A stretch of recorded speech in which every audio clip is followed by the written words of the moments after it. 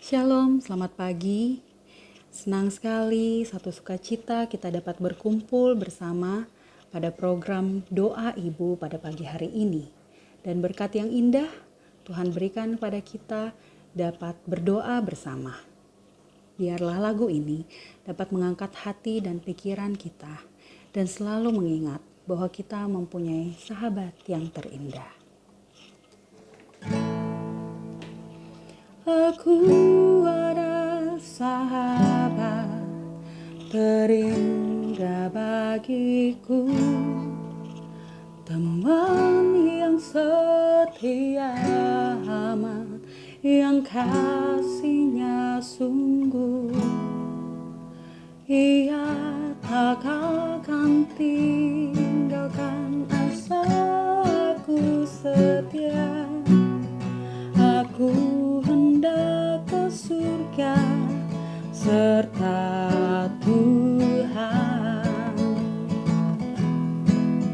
Acap kali ku jatuh sebab aku lemah, tapi Tuhan kuatkan aku, ku pasrah padanya. Dengan penuh kasih sayang aku dipimpinnya. Aku hendak berjalan serta Tuhan. Ku ceritakan padanya senang dan susahku. Ku ceritakan segala duka dan kesukaanku. Padaku ia berkata tekun dan berserah. Aku hendak berjaga serta Tuhan. Tuhan tahu aku rindu mencari yang sesat. Disuruhnya pergi aku bawa kabar selamat. Disuruhnya menyatakan damai dan kasihnya. Aku hendak bekerja serta Tuhan. Aku hendak bekerja serta Tuhan.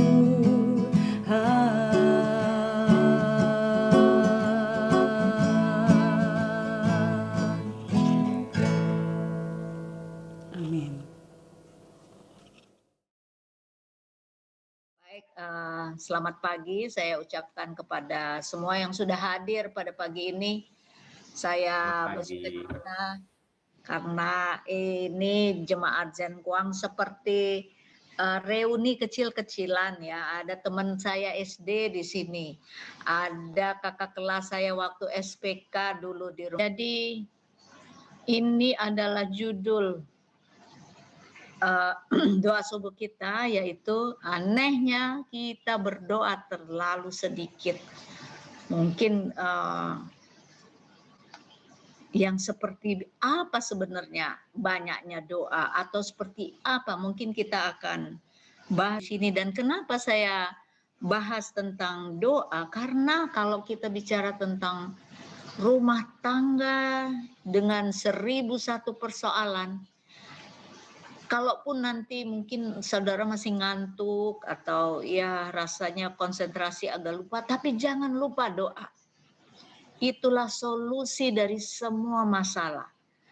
Kalau kita sudah tertimpa dengan banyak masalah rumah tangga, kalau doa masih diingat, itu masih bisa beres.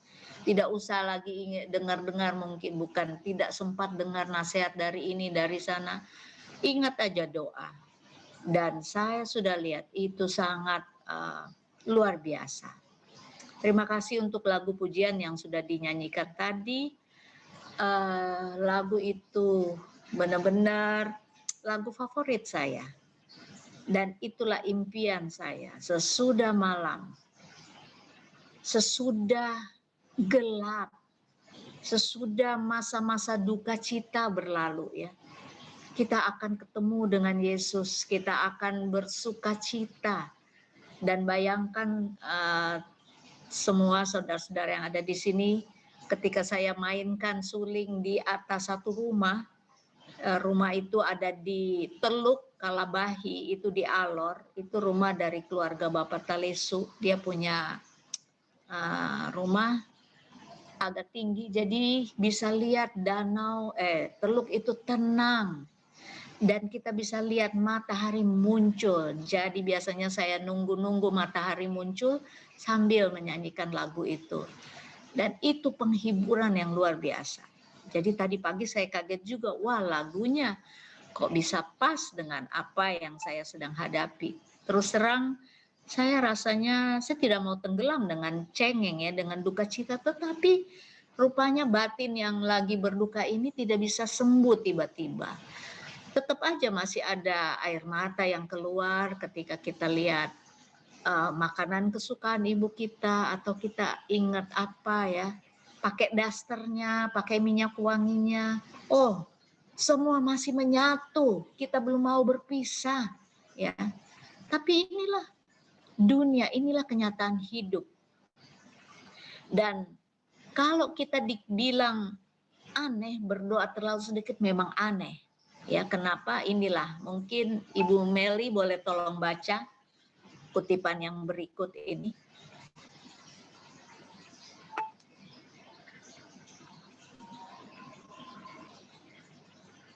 Boleh dibaca? Di-unmute dulu mungkin Ibu Meli. Oh ya, sorry. Bapa kita yang di surga menanti untuk mencurahkan kepada kita segala berkat-Nya. Hak kita lah untuk merengkup sebanyak-banyaknya dari pancaran kasih yang tiada batasnya itu. Anehnya kita berdoa terlalu sedikit. Ya, jadi memang karena saya sudah tahu kutipan ini, dan saya sudah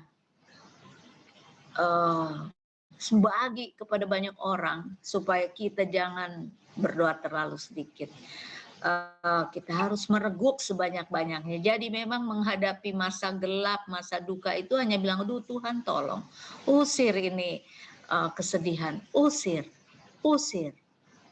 Jadi kita ingat lagi yang bagus-bagus dan kita terhibur. Dan kita tidak usah larut dalam duka yang berkepanjangan ya. Kita masih bisa kuat untuk bangkit dan terus maju dalam menjalani hidup.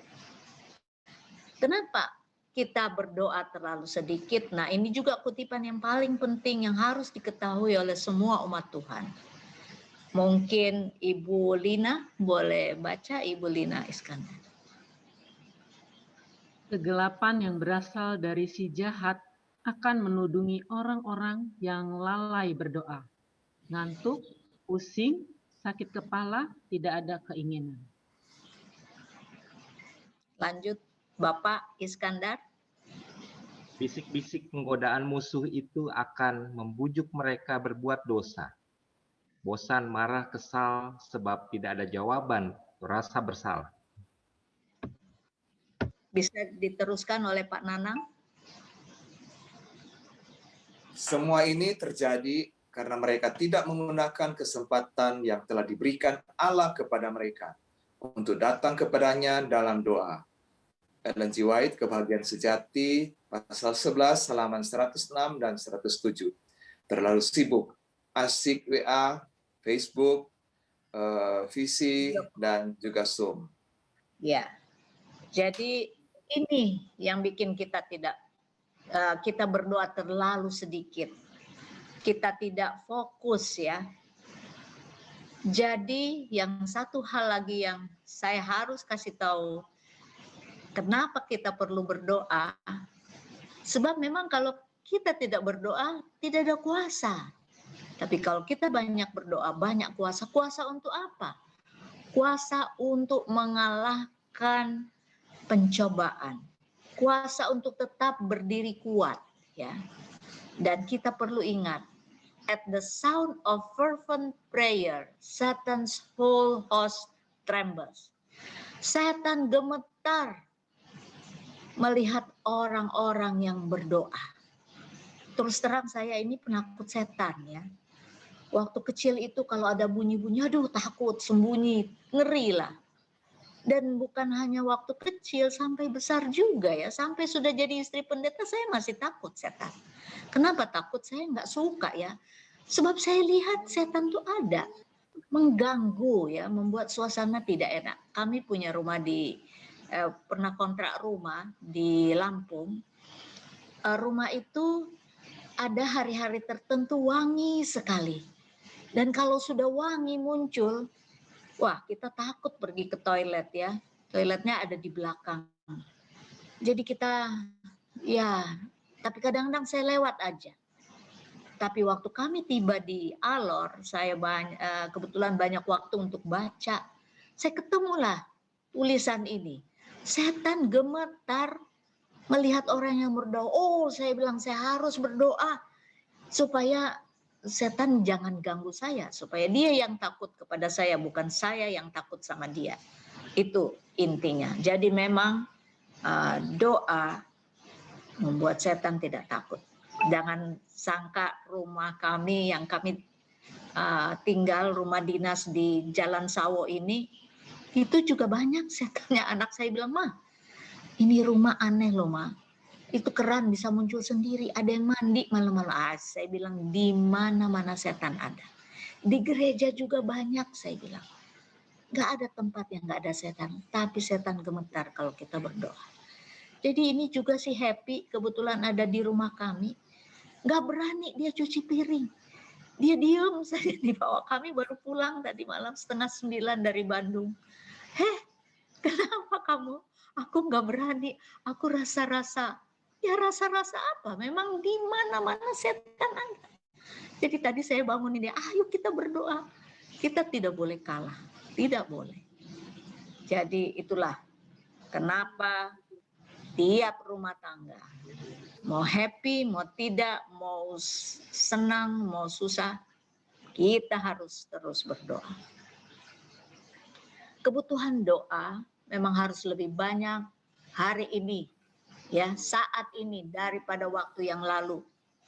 Kita harus tekun berdoa untuk kecurahan Roh Kudus.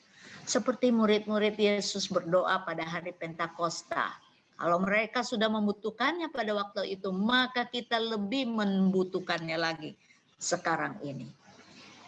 Kita tidak saja harus berdoa dalam nama Kristus, tapi oleh ilham Roh Kudus, ia menerangkan apa artinya bila dikatakan bahwa Roh itu sendiri berdoa untuk kita kepada Allah dengan keluhan yang tidak terucapkan. Roma 8 ayat 26.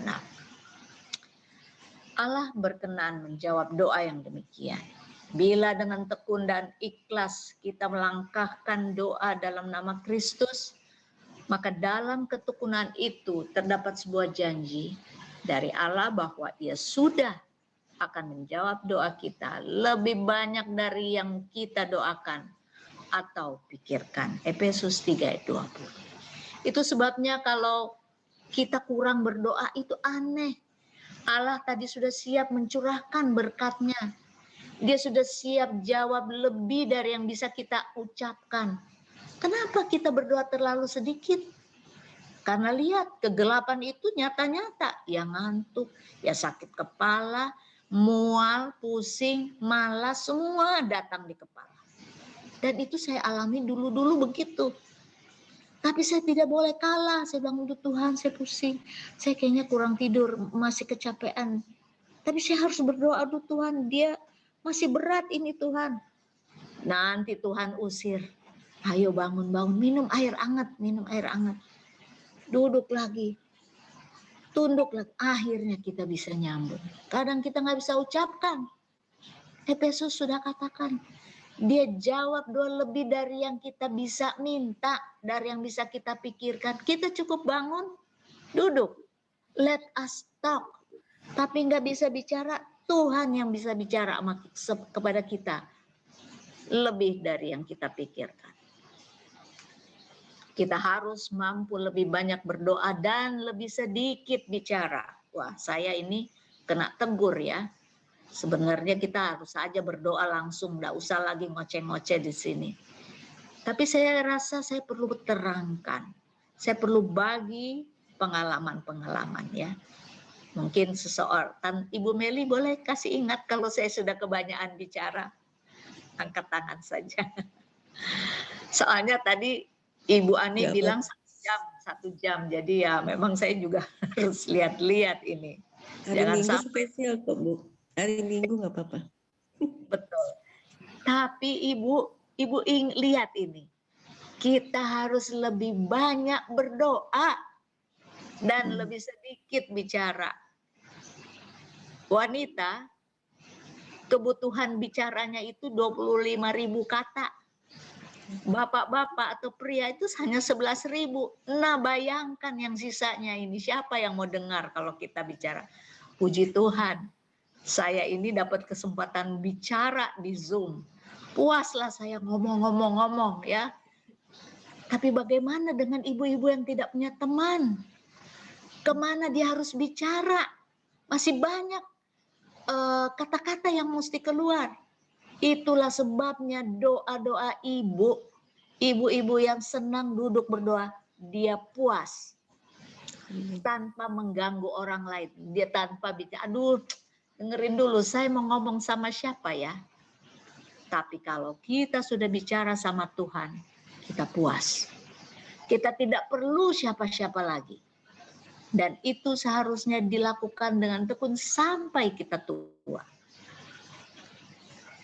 Ada orang-orang yang di dalam jemaat yang tidak bertobat, yang tidak akan bersatu dalam doa, yang tekun dan terus-menerus. Kita harus memasuki pekerjaan itu secara perorangan. Kita harus lebih banyak berdoa dan lebih sedikit berbicara. Doa itu adalah ibarat nafas hidup, dan tak seorang pun yang aman untuk 1 hari ataupun 1 jam tanpa doa. Itu sebabnya saya selalu ingatkan, berapa banyak Ibu Sitorus kita harus berdoa. Kalau kita dibilang kita kurang berdoa, terlalu sedikit. Berapa banyak? Pak Nanang, berapa banyak kalau lihat kutipan ini? Setiap saat. Setiap saat. 1 napas, 1 doa. Bisa begitu?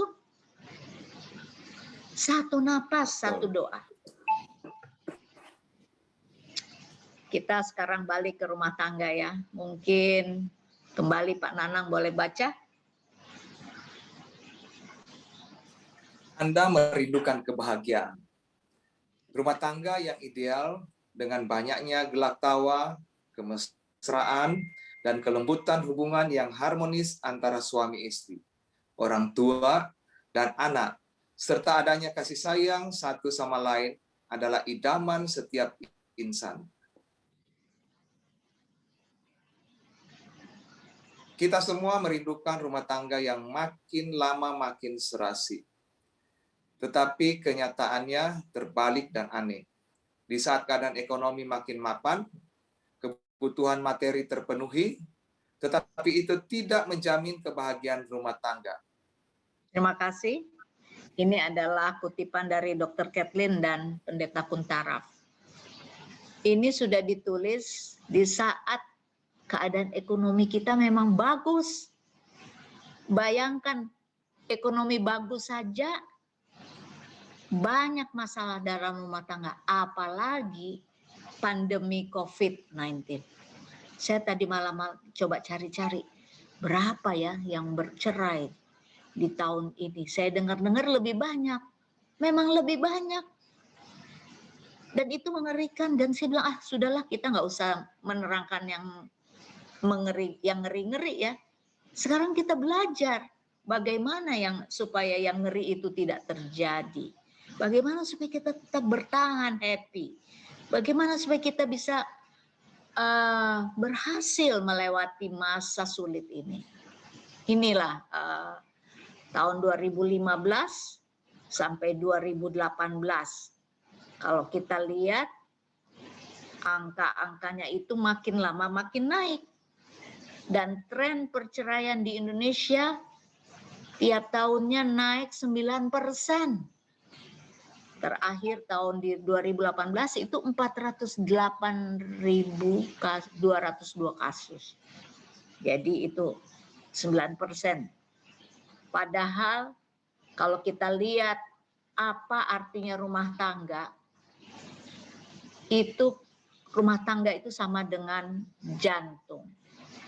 Rumah tangga itu jantungnya masyarakat, jantungnya jemaat, jantungnya suatu bangsa. Dari dalam hati terpancarlah kehidupan. Hidup tidak akan beres kalau jantung rusak. Dan sangat menyedihkan ketika kami agak terlambat baru tahu kalau ibu kami ini jantungnya rusak. Jadi waktu sudah bengkak kakinya, sudah sesak napasnya, baru kita bawa ke rumah sakit. Ada kelainan jantung. Puji Tuhan hanya menderita 1 bulan. Dan saya bilang Tuhan atas kasih karunia-Nya, dia akhirnya pergi. Dan saya lihat-lihat dari semua cara meninggal orang, yang paling nyaman itu sakit jantung. Saya punya opa di Jalan Gunung Latimojong, dia itu meninggal jantung. Lagi duduk, tahu-tahu dia tidur. Ibu saya juga begitu. Memang hanya bengkak, dia cuma bilang kenapa ya kaki ini bengkak, ya udah karena pompanya rusak, Mam. Loh, kenapa dia bisa rusak? Ya mami sih nggak mau dibilangin, mami agak keras kepala, dilarang minum air es, mami minum terus. Oh gitu, kenapa baru dibilang sekarang? Ah, sudah dari dulu saya bilang, mami ini alasannya banyak. Tapi memang dia itu suka sekali minum air es. Dan air es musuhnya jantungnya. Air es itu sangat jahat. Dan itulah akibatnya. Nah bayangkan sekarang kalau rumah tangga rusak.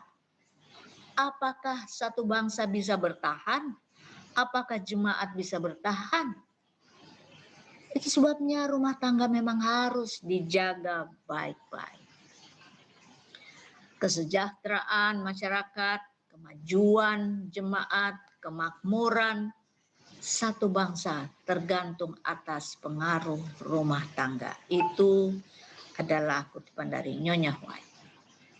Di dalam rumah tangga, disitulah jantung, disitulah hati. Harus dijaga dengan waspada.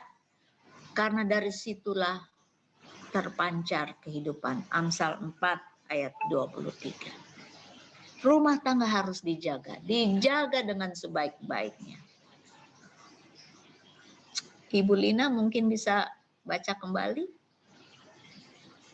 Maju atau merosotnya masa depan masyarakat ditentukan oleh tingkah laku dan moral orang-orang muda yang ada di sekitar kita. Sementara orang-orang muda kita dididik dan tabiat mereka dibentuk untuk memiliki kebiasaan-kebiasaan yang baik, pengendalian diri, dan pertarakan pada waktu mereka masih anak-anak. Itulah sebabnya pelajaran rumah tangga ini perlu diperhatikan oleh orang-orang muda sebelum seorang wanita atau pria mengambil keputusan untuk menikah. Pertama-tama ia harus datang kepada Tuhan untuk minta petunjuk. Untuk banyak berdoa, bergumul untuk menentukan siapa yang akan dipilih, sebab mata kita hanya lihat apa yang ada di depan mata, tetapi Tuhan bisa melihat hati. Terima kasih banyak, Bu. Jadi kalau kita bicara tentang rumah tangga, kita bukan hanya membereskan masalah, tapi bagaimana menata rumah tangga itu dengan baik dari awal. Orang muda, ya. Kalau kita ditertawakan karena terlalu hati-hati memilih sehingga kita terlambat berumah tangga, jangan kecewa. Lebih baik kamu ditertawakan karena tidak menikah daripada menikah lalu tidak bisa tertawa. Saya suka ini sebutan dari pendeta Joni Rantung. Dia dalam seminar-seminarnya selalu dia bilang begitu. Lebih baik kamu ditertawakan karena tidak bisa menikah daripada menikah lalu tidak bisa tertawa.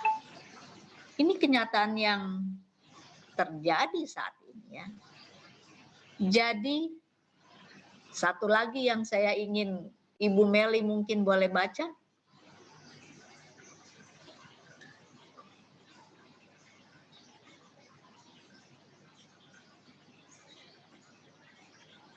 Ibu Meli mungkin di-unmute dulu Kak.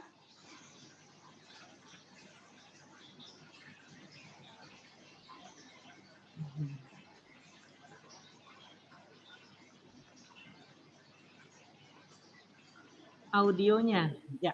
Ya, beribu-ribu orang yang telah menikah tetapi tidak sejodoh.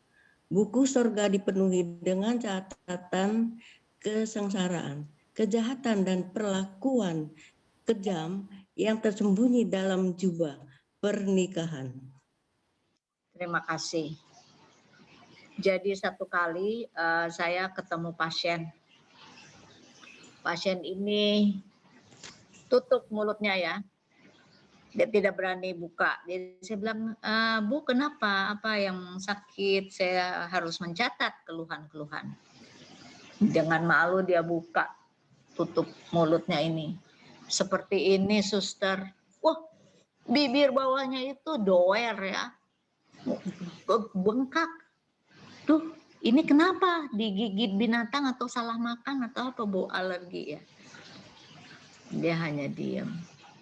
Ini nggak digigit binatang. Dia bengkak aja katanya. Oh ya. Jadi saya sampaikan kepada dokter. Kemudian setelah dia diobatin, saya penasaran, Dok, boleh saya tahu itu kenapa ya? Biasalah suster-suster juga suka, bukan gosip ya, kepingin tahu apa yang terjadi. Dia stres karena dia dipaksa oral seks dengan suaminya. Aduh, saya bilang ngeri amat Dok. Ya inilah pernikahan, tapi tidak sejodoh rupanya.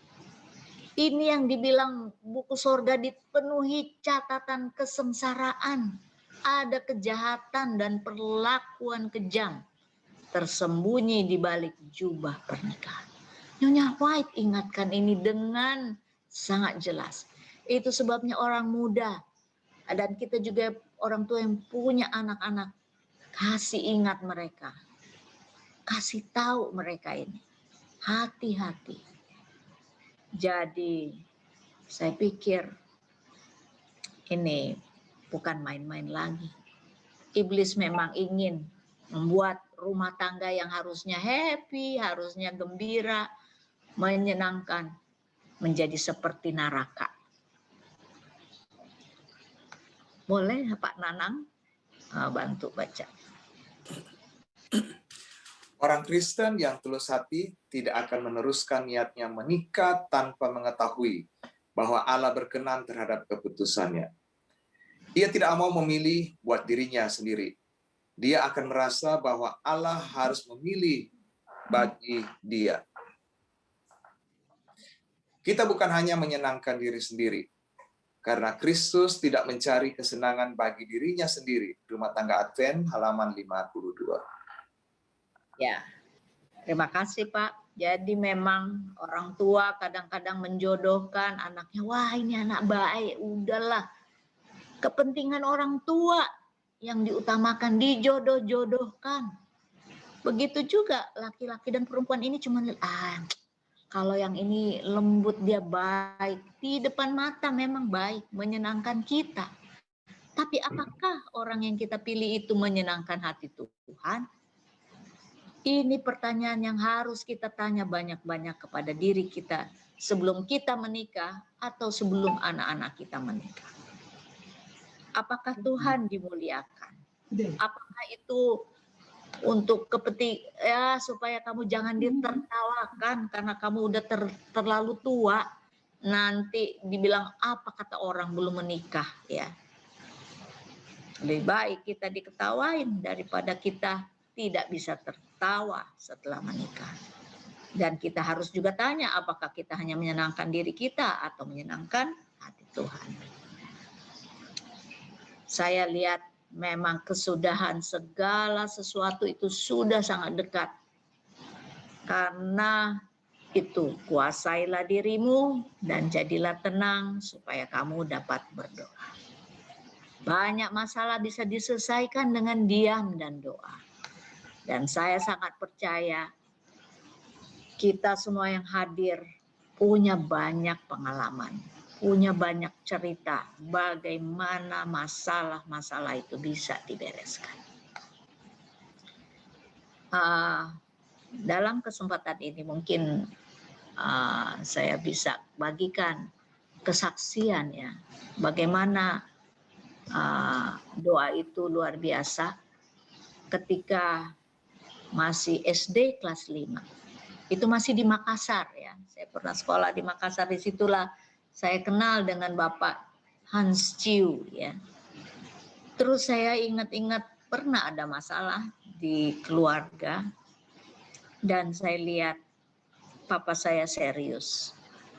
Dia bilang kepada mertuanya, saya mau bercerai. Wah, saya ini anak paling besar, dengar papa saya bicara begitu kepada mertuanya, mama saya sudah nangis.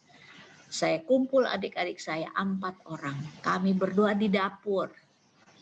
Di dapur saya kumpulkan mereka dan saya berdoa. Sebab saya pikir mau lari kemana? Mengerikan kalau orang tua itu cerai. Dan walaupun saya baru kelas 5 SD, saya sudah paham bagaimana ngerinya. Dan saya ini ngapain? Jualan kue kah? Bagaimana saya sekolah? Terus nanti papa saya yang baru tuh kayak mana? Nggak tahu lah, ngeri. Jadi saya hanya berdoa. Tapi saya lebih bersyukur dan saya lebih lega ketika jam 10:30. Malam itu ibu saya bangunkan. Kami pakai kelambu ya, dari balik kelambu dia korek-korek. Temani mami berdoa. Jadi saya temani dia berdoa di ruang makan. Kami bertelut di samping meja makan. Dan di situ saya dengar ibu saya berdoa. Saya hanya bertelut aja berdoa temani dia. Saya dengar bagaimana suaranya itu memohon. Dia adalah wanita sederhana yang biasa saja dan memang hanya Tuhan andalannya. Dan kalau saya ingat-ingat peristiwa itu, disitulah saya diajar. Ayo bergantung kepada Tuhan. Dan saya kaget, besoknya seperti angin teduh yang mengamuk di laut Galilea, teduh sesaat. Kenapa? Karena masalah sudah selesai. Tidak ada lagi kata-kata perceraian, tidak ada lagi tidak ada tanda-tanda bahwa dia akan pergi. Dan saya lihat semua teduh baik-baik, semua ke gereja aman. Dan tidak diungkit-ungkit lagi. Selesai. Luar biasa. Dan ketika kami pun menjalani kehidupan berumah tangga, ada juga masalah. Ada juga kengerian-kengerian. Dan kemana saya mau lari? Saya ingat ibu saya sudah kasih contoh. Saya pun hanya lari dalam doa. Saya masih punya berapa menit? Boleh dikasih tahu? Masih bisa. 20 menit kira-kira. 20 menit.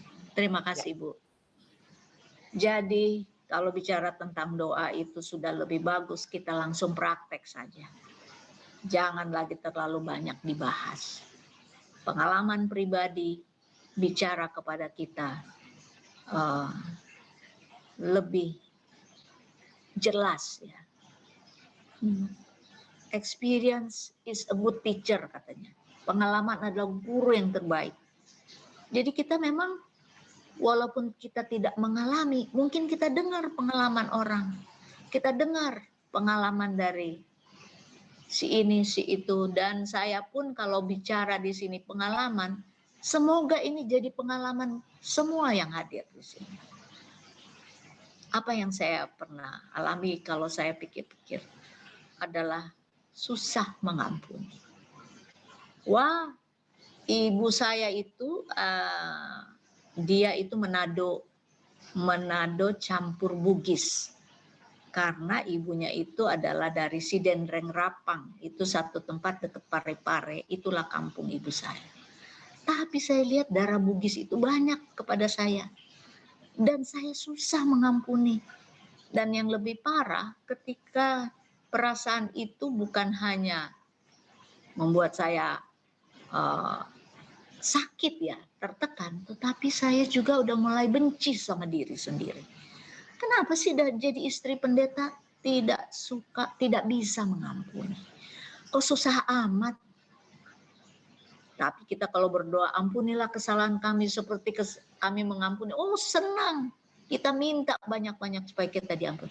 Tapi ketika kita harus mengampuni, kita lihat-lihat dulu kasusnya kayak mana. Oh kalau kasus kayak gini, bolehlah. Tapi kalau yang ini nanti dulu ya. Jadi saya pun demikian. Dan saya sudah sampai di titik yang tidak bisa mengampuni dan saya ingin bunuh diri saya sendiri. Saya sudah benci dan ini mengerikan. Akhirnya saya puasa. Saya puasa 5 hari.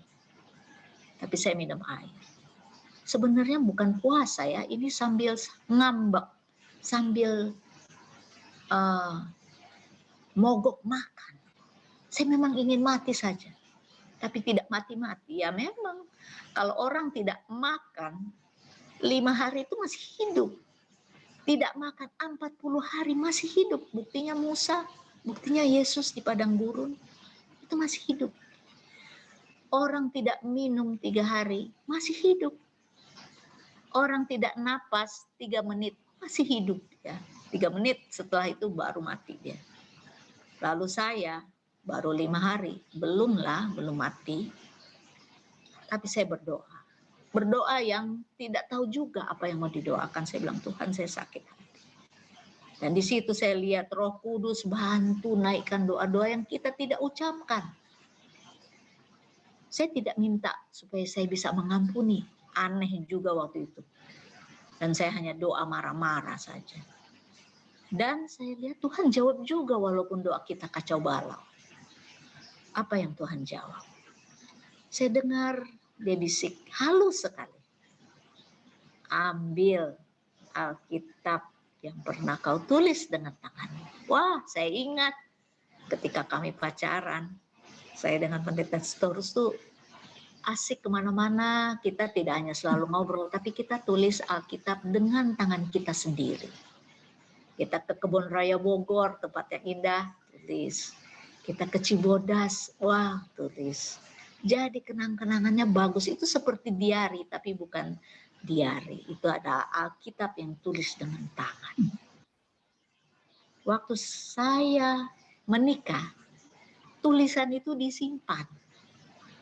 Tapi ketika kami dapat persoalan rumah tangga, dan datang lagi kata-kata itu, kamu kan pernah tulis Alkitab, tulis lagi. Oke. Saya ambillah buku kertas HVS yang pernah kita tulis dan saya lihat, ya ini tulisannya masih ada. Tapi saya lihat paper clipnya sudah berkarat. Saya coba tulis, saya sambung. Datanglah pendeta Sitorus. Waktu itu memang dia orangnya memang ceria, santai. Kok tulisnya sendiri, nggak ajak-ajak? Ya, saya bilang sekarang kita tulisnya sendiri-sendiri. Ya begitulah, ada orang marah dan ngambek ya. Kenapa? Ya karena tulisnya sekarang tidak hanya pakai pena, tetapi ditulis dengan air mata. Dia diam. Dan dia bukan hanya diam, dia takut. Dia pergi. Dan saya tetap tulis dengan air mata bercucuran. Kenapa? Karena bisikan tadi datang, tulis. Dan saya tulis.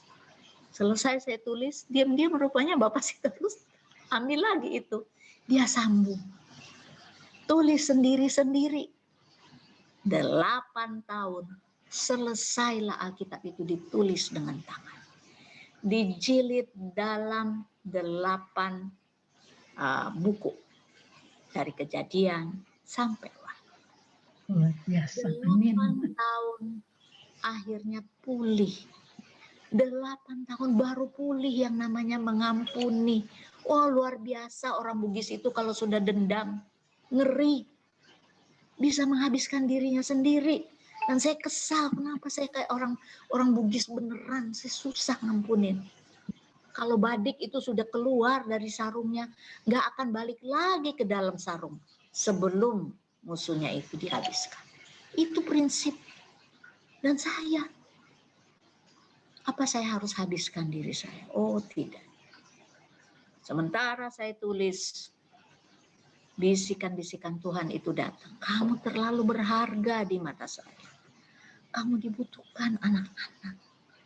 Kamu harus belajar mengampuni. Dan akhirnya pulihlah rumah tangga kami. Dengan diam dan doa. Hanya itu. Dan itu sampai sekarang. Jadi saya tidak takut lagi. Mau masalah sebesar apapun, saya tidak takut. Dan saya bersyukur.